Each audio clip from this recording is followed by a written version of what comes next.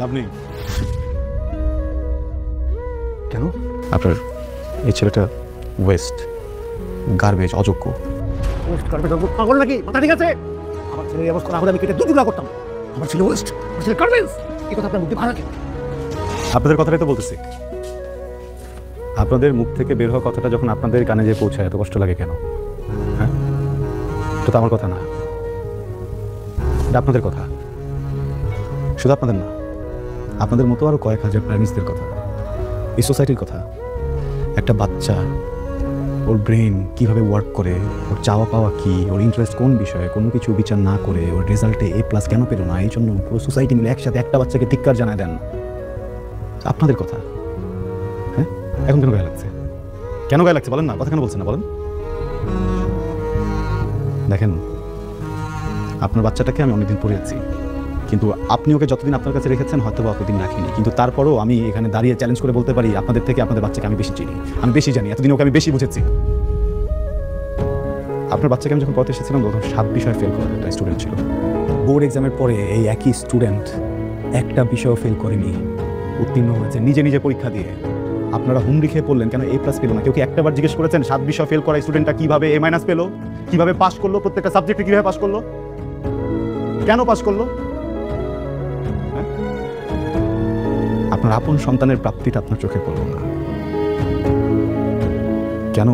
A+ রেসে ও দৌড়ে ওখানে পার পেলো না, এটা আপনাদের চোখে ঠিকই পড়লো। এমন সন্তান তো মরেই যাওয়া উচিত। ওকে বাচ্চা রেখে কি করবেন? আপনার বাচ্চা A+ পায়নি, এটা নিয়ে যদি সোসাইটির মানুষও ওকে বাচ্চা বাজে কথা বলে, আমি লিখে দিতে পারবো, আপনারা কেউ প্রোটেস্ট করবেন না, আপনারা বলবেন ঠিকই বলেছেন। কেন আপনার সন্তানকে কেন আরেকজন কথা বলবে?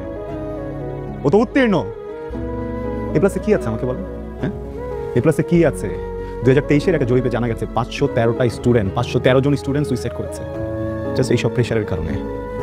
আপনার সন্তানের সাইকোলজি আমি বুঝি, আমিও শিক্ষক, আমি বলে দিচ্ছি ইন্টারে যে দেখবেন আবার হয়তো একটুর জন্য A+ ছুটে যাবে, হয়তো পাবে, আবারও তো আপনারা একই ব্যবহারটাই করবেন ওর সাথে, ওই একই প্রেশার দিবেন, ও তো তখন আবারও সুইসাইড করবে। এবার বাড়িতে করেছে, এরপরে হয়তো বাড়িতে খুঁজে পাবেন, এমন কোথাও যে মরে থাকবে টেরও পাবেন না আপনারা। যে বাচ্চাটা মরে যাবে 2 দিন পরে, ওকে এখন বাচ্চা কি দাও বলেন? দেখেন, আপনার বাচ্চাকে আমি আলাদাভাবে কোনো জাদু মন্ত্র দিয়ে পড়াইনি, ও নিজের ইচ্ছাতে পড়েছে। আপনি তোর বাবা, আপনি তোর মা, আপনাকে বলতে পারবেন ওর হবি কি, ও কি পছন্দ করে, ও কি অপছন্দ করে? আপনাকে এই প্রশ্ন করতে আমার লজ্জা করছে, বিশ্বাস করেন।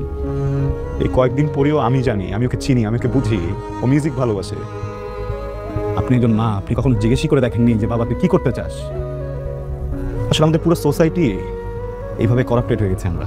হ্যাঁ, আমাদের পাস্ট লাইফের যত ট্রমা ছিল, আমার বাবা মনে করেন আমাকে প্রেশার দিয়েছে, আমি আমার সন্তানকে দিব, আমার সন্তান তার সন্তানকে দিবে, এইভাবে আমাদের ট্রমাগুলো আমরা ছড়িয়ে দিব, ভালোবাসা ছড়াতে পারি।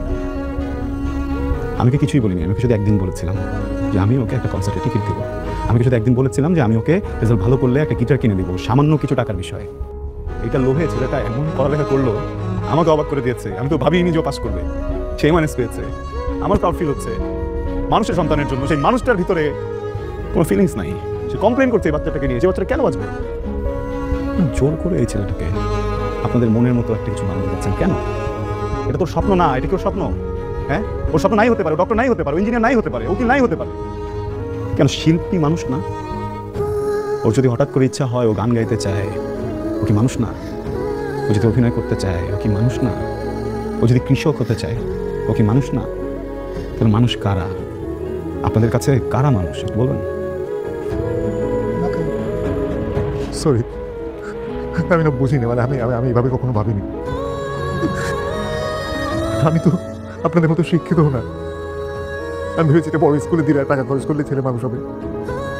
সারা জীবন পরিশ্রম করছি, টাকাটা তো লাগে টাকার জন্য। আমার ওর প্রতি কোনো দাবি নেই, ওর প্রতি আমার কোনো চাহিদা নেই। শুধু সুস্থ ছেলেটা আমার দরকার, শুধু ছেলেটাকে দরকার আমার। আপনার কথা আমি মনে রাখবো পর, আপনার মতো করে ভাববো। সরি,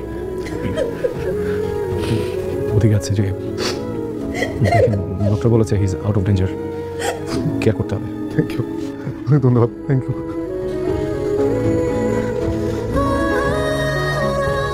সরি, ভয় পাইছো?